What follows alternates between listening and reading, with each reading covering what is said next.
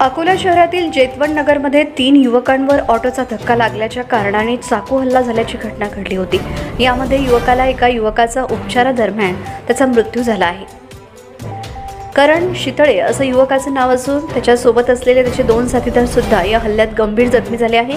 या संपूर्ण घटनेचा व्हिडिओ सीसीटीव्हीत कैद झाला आहे। यामध्ये हल्लेखोर करण आणि त्याच्या साथीदारांवर हल्ला करताना दिसत आहे। खदान पोलिसांनी या प्रकरणात एकूण 8 हल्लेखोरांवर गुन्हा दाखल केला आहे। या 8 आरोपींपैकी 4 अल्पवयीन असल्याचं पोलिसांनी म्हटलं आहे। पोलिसांनी या प्रकरणात आतापर्यंत एकूण 7 आरोपींना अटक केली असून एका फरार आरोपीचा शोध पोलीस घेत आहेत। काल पोलीस स्टेशन खदान हद्दीमध्ये जेतवण नगर येथे भांडण झाले। त्या भांडणामध्ये काही आरोपींनी 3 जणांवर चाकू हल्ला केला। त्या चाकू हल्ल्यामध्ये करण उर्फ बाबू दशरथ शितळे वय 23 वर्ष याचा मृत्यू झालेला आहे व 2 जण त्यामध्ये जखमी आहे।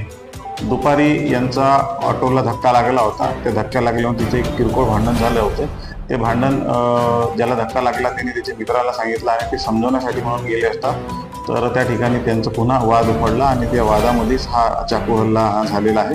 त्यामध्ये एकूण 8 जणांच्या विरुद्ध आम्ही गुन्हा दाखल केलेला आहे। त्या 8 पैकी आम्ही जे 4 आरोपी आहेत त्यांना आम्ही अटक केलेली आहे आणि 3 विधी संघर्ष बालक जे आहेत त्यांना आम्ही ताब्यात घेतलेला आहे।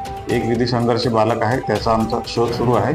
आम्ही सदरची कारवाई ही माननीय पोलीस अधीक्षक आदरणीय श्री बच्चन सिंग सर, अप्पर पोलीस अधीक्षक आदरणीय अभय डोंगरे सर व उपविभागीय पोलीस अधिकारी आदरणीय सतीश कुलकर्णी सर यांच्या मार्गदर्शनाखाली आम्ही पुढील तपास करीत आहोत।